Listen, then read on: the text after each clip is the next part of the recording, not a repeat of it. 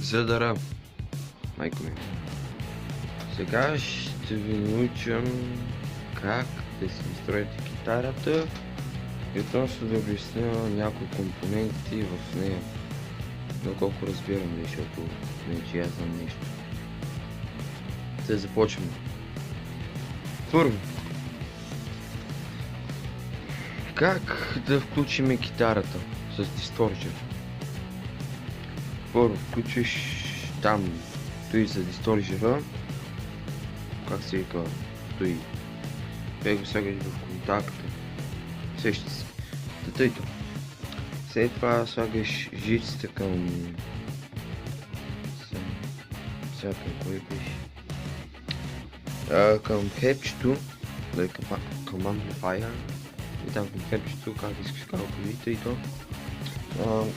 След това слагаш, след това включваш дисторжера.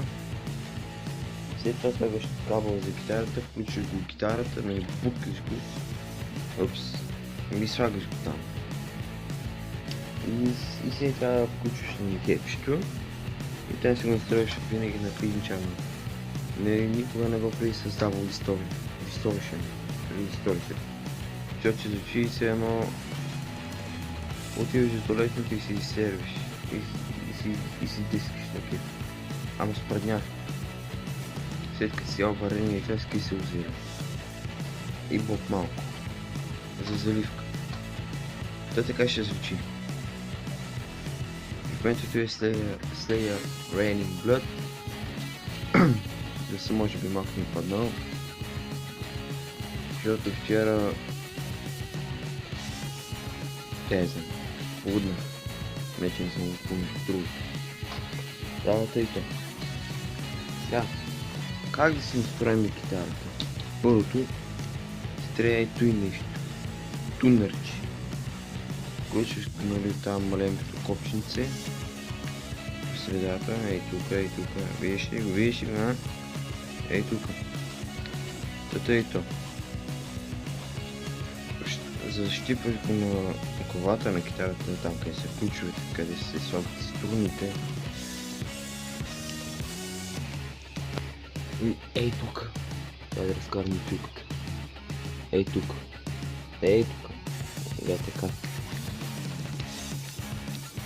Я така. И примерно. И той си показва.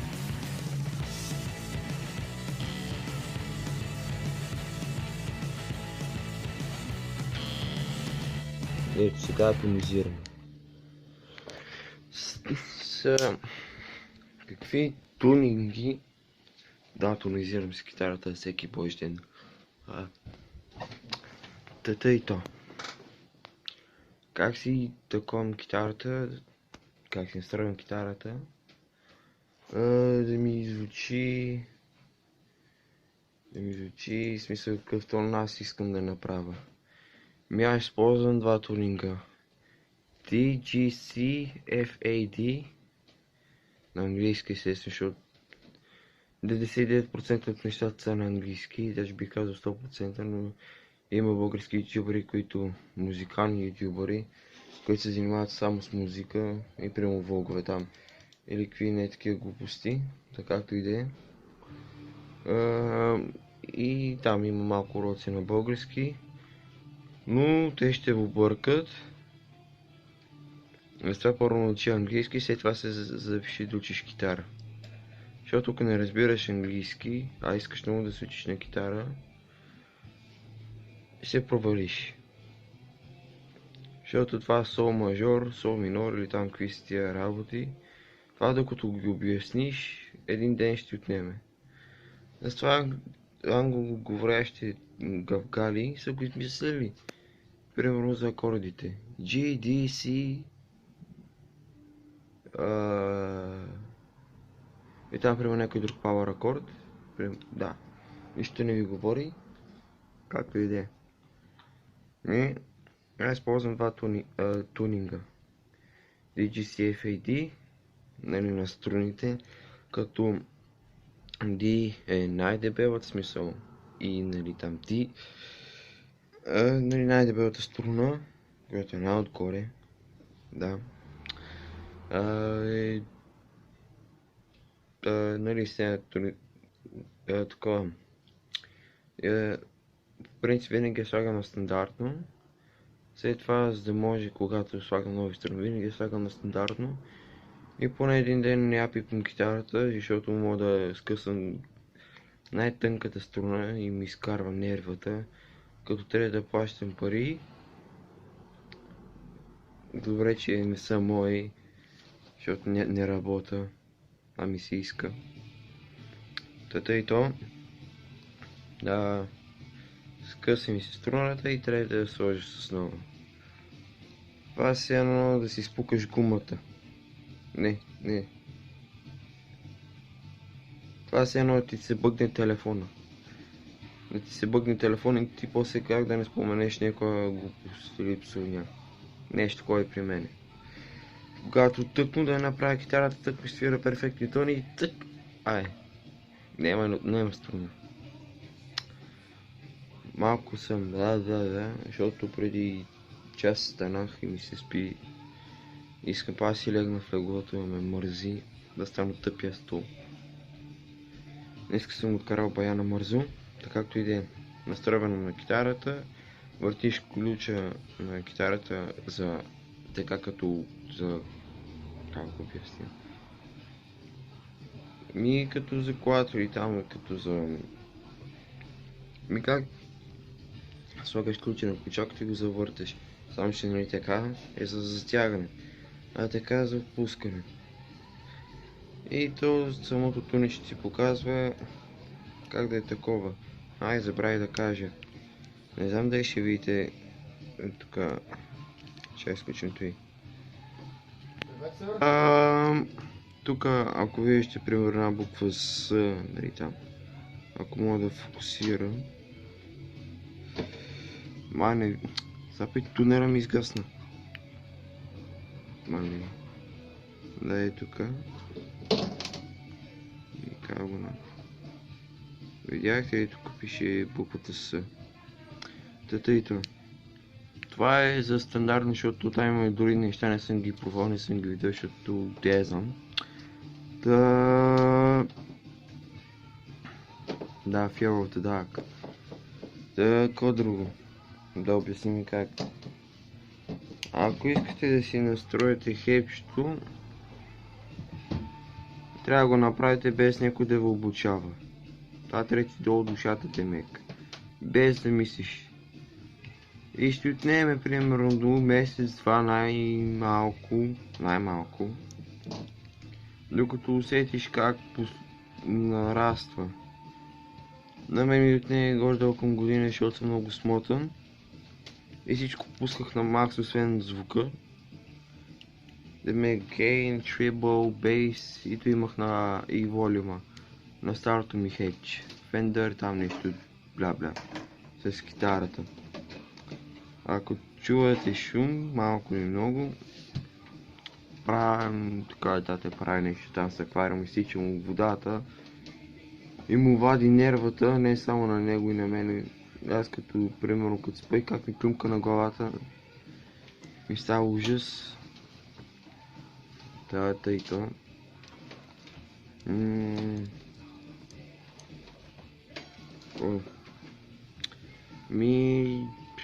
Не знам. Така ме гледат по-добре.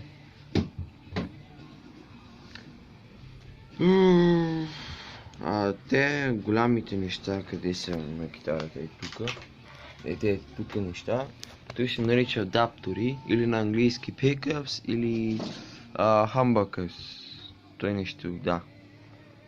Не знам точно каква е разликата между pickups и humbuckers. Но предпочитам звука на humbucker, защото звука на pickups нека си не ми допада. Защото в humbucker свират повече металисти и такива работи. И най-вече на clean тона. Те се учи като акустична китара, но не напълно за така тъп акустична китара звук. Такава нещо такова тъпо...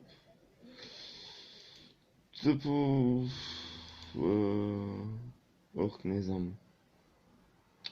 Аре бе, дека е... Това да му викаш... Орио. Не Орио. Добре, бе, аз съм много странно същество. И аз мога да пиша сега и 10 ръка. Мога да свира малко с... наобратно. Няма да ви покажа, защото не струвам. То е така или иначе не струвам, де. Относно за музика. Ама... Да, ето е Metallica For Home The Bell Tolls там. И Клиф на баса как го кърпи не бе, си! Това е. Влиза моята тати и издънка някой го пуска.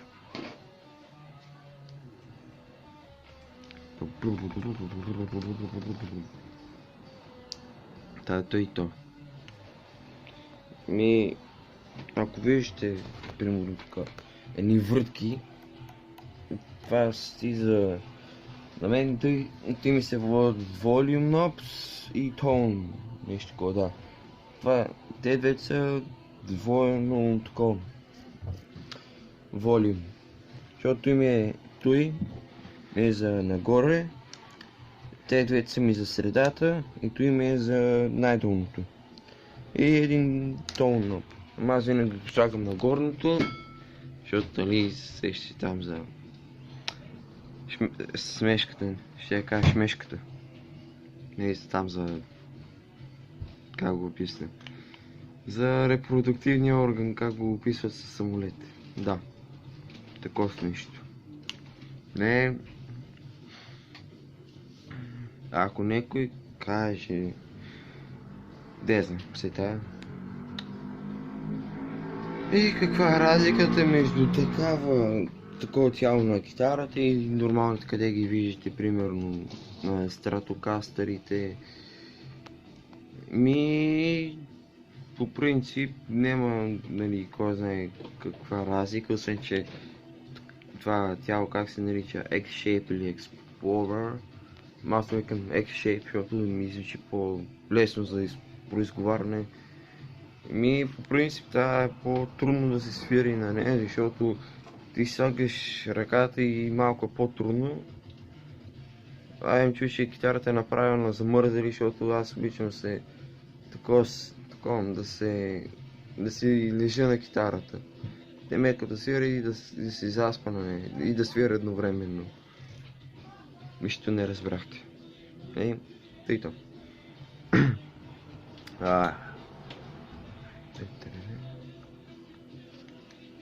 Предложете ми песни да слушам, метал да са. Ама класически метал песни, новите вече нещо не ги слушам. Първо ако слушам, то ще е примерно една песен, то на Infant, Annihilator, Decapitation, Fornication, те са от Death Metal. Или аз както казвам за по-лесно, Infinity Annihilator, Decap.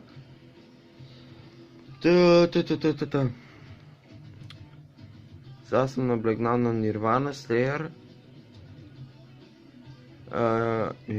Slayer и Metallica.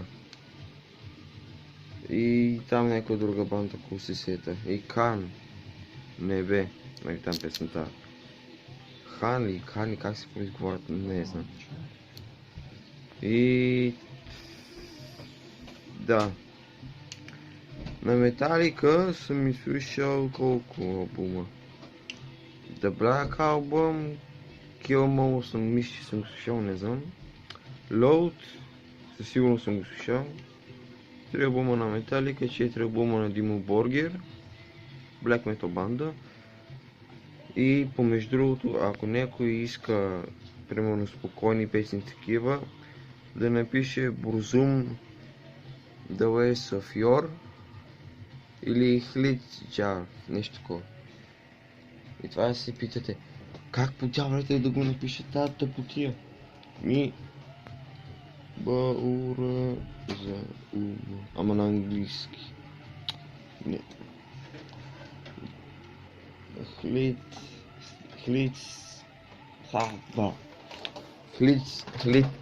такова. Даже не мога да произговоря, защото е на дъчански. Клиц Джалов, нещо такова. И е така. И това е албум, де. Не е песен, а албумец. Е в албум от 99-та година. И тук е естествено моята любима песен. Die Liebe Nervus.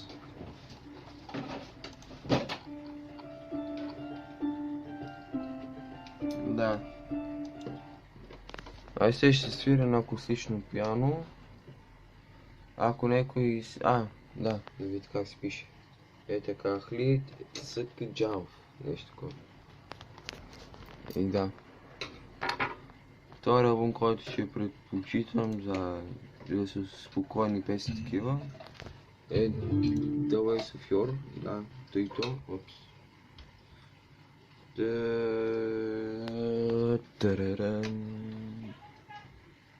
Сериозно да пити. Мали. Да. Коя песен пусна да слуша? Бурзум, мали тук навсякъде Бурзум или Металика. Сатирикон, Dark Medieval Times, нещо такова. Battery the Lake. I don't kill hate. Darkness. Омразен нещо такова. Не, това е Hatred. Да. Да, тъйто.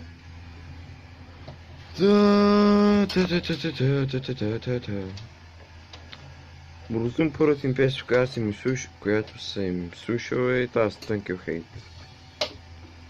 Ева, и там, не знам. По принцип, за мен е да слушаш, да ти хареса прямо някаква група или там каквото и да е. Да не слушаш най-малко по един или два албума. Ако ти хареса цялата група, може да ми слушаш всичките албуми, да си направиш плейлист от 10 или 15 часа. Най-малко. Ако примерно имат към 300 албума, както Buckethead, и това ще е, ако направиш лайвстрим с всичките албуми, над 300 със сигурно са, и как по дявол ти се създава над 300 албума? What the fuck? Така както и да е. Относно за китарата. Ако искате урок как да свирите примерно някаква песен, някаква лесна песен, пишете в коментарите, абонирайте се, ударете по един лайк, да си купим туалетна хартия. Смех, бац. Така както и да е. Чат път, защо не качвам видеа толкова често? Или ми се спи, или не е време, или просто ме мързи да направя нещо. Или просто ме занимават, когато или уча песни, или измислям песни. Това е по-вероятно.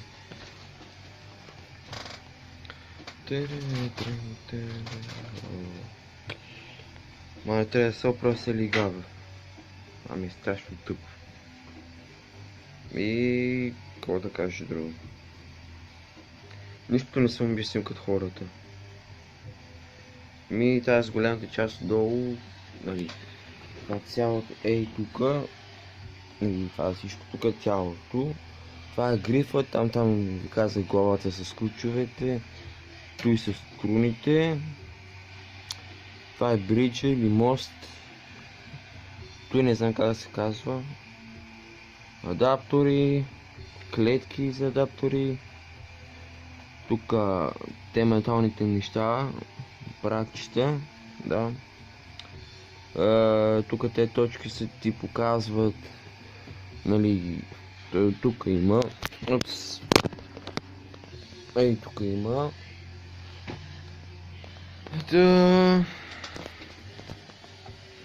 То и то.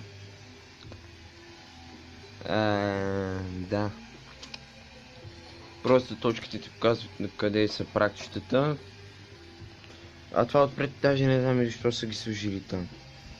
Може би да им по-интересно. Въпреки че гледат някаква китара.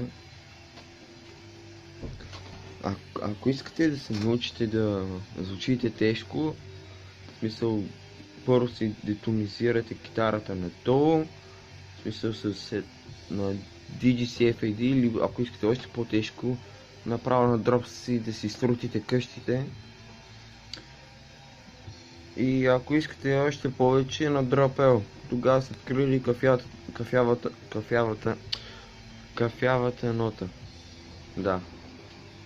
Нищо не ви говори, това е толкова тежко, че струните са меки като... Да, като такова нещо. Умекват.